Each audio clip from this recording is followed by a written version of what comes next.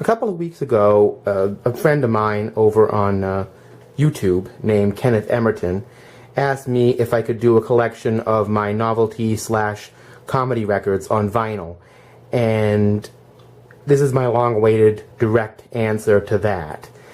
And it's that, you know, I've listened to my share of novelty records, mostly on cassette tape, but I'll get into that a little bit later, and some CDs. But in terms of comedy and novelty records, nothing beats the collection of my father. I mean, from records by the perhaps unintentionally hilarious Mrs. Miller, a major favorite of his, and people like Wildman Fisher, not to mention apparently a Grail record by the beat poet Al Jasbo Collins that my father loved. He just has so many novelty records in his collection, and comedy records, even bad sound effects records. But I realized that on vinyl I only have about 6 records, and I put them in chronological order as I do all my vinyl, and here they are. The first record, there's another record in here that comes from the same collection of my boyfriend Scott Edwards, albums that he has doubles of. Cheech and Chong. Cheech Marin and Tommy Chung, you all know them.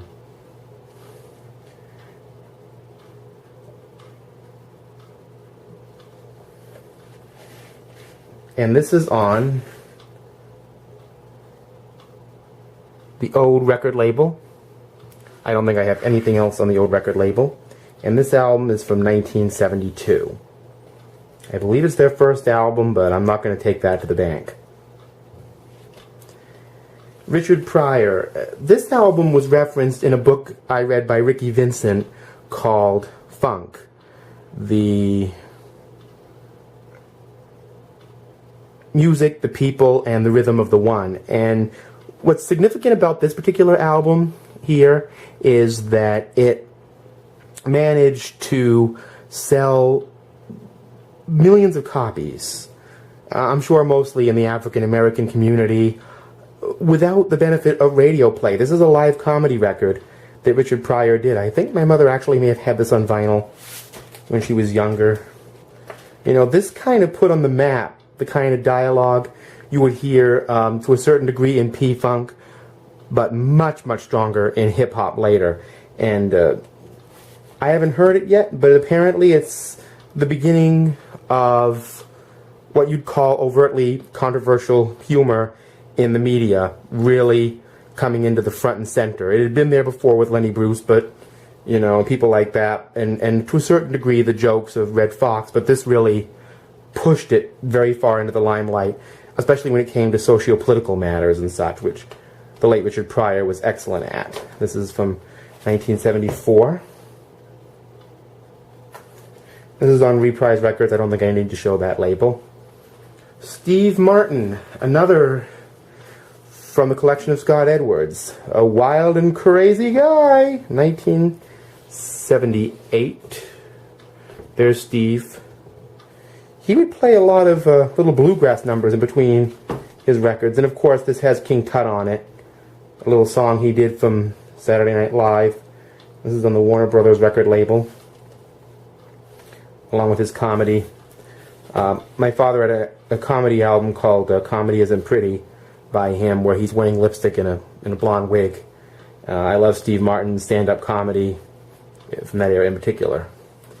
Alice Arthur. I don't really know much about her.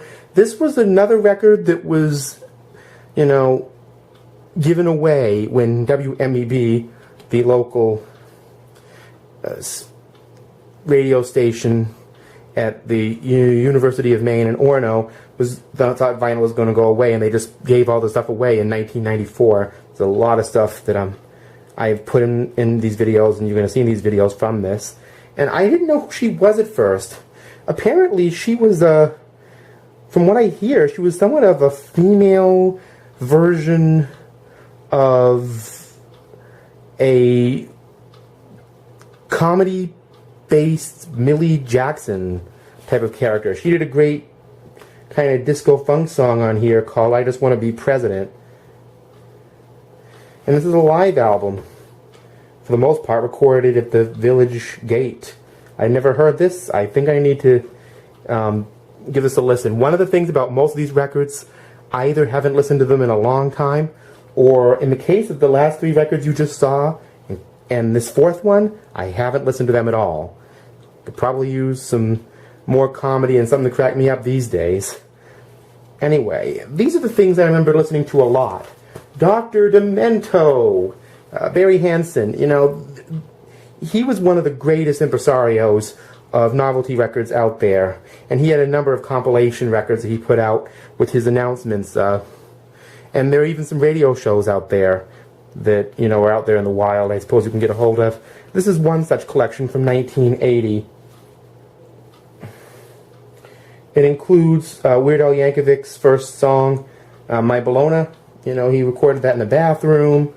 You know, parody on the Knack, and, you know, Wildman Fisher, and Bobby Pickett, yeah, the Monster Mash guy, doing a parody of Star Trek called Star Trek, and Dr. Demento doing his own song about shaving cream. Scott and I often joke about that one. Even my grandfather loved shaving cream. He always loved doing parodies on censorship, you know, Dr. Demento. And this is on the Rhino label. The next 2 albums are on the old yellow Rhino label, which you'll see there. I used to love this stuff as a kid.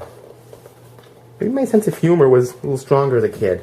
Dr. Demento presents the greatest novelty records of all time, Volume 5, the 1980s. I had the 1940s through 70s on cassette.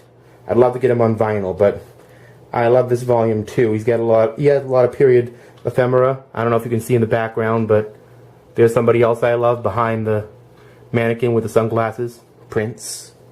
R.I.P. Prince. And on the back of it, we have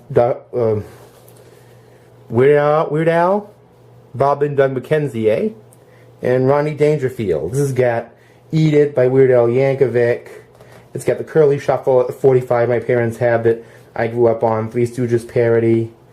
Bruce Springsteen, a parody on Bedrock. Meet the Flintstones done in the style of Bruce Springsteen. The Homecoming Queen's Got a Gun, Julie Brown, all kinds of really great stuff. And Take Off by Bob and Doug McKenzie from SCTV. They got Geddy Lee from Rush to do the chorus on that. Another One Rides the Bus, another Weird Al song on here. Existential Blues. I had to listen to that one. I haven't heard that in a long time. And Marvin, the Paranoid Android, Marvin, I Love You, from The Hitchhiker's Guide to the Galaxy. A great collection. I don't know if it's in such good shape now, but I really get to investigate my comedy records again because of that. So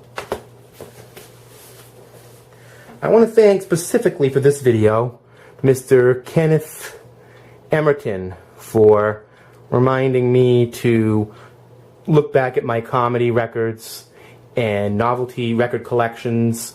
And I also want to give a shout out to a lot of my developing friends out there in the VC. You know, Doug Armstrong over at Fat City Vinyl, and, you know, Lou over at Daddy Sensei Silver, and, you know, Scott Gallant over at Scotty's Record Shop, you know, Ben Minot over at Oddity Archive and Archive Annex and the different channels he operates, and any of you who are joining my channel. So, you know, thank you very much. I hope you enjoyed seeing some of these albums, and there may be more comedy records that I find or that I discover out in the wild in the future. So enjoy your music, enjoy your laughter above all things. It's really needed these days, like I said. And peace, love, and laughter to all of you.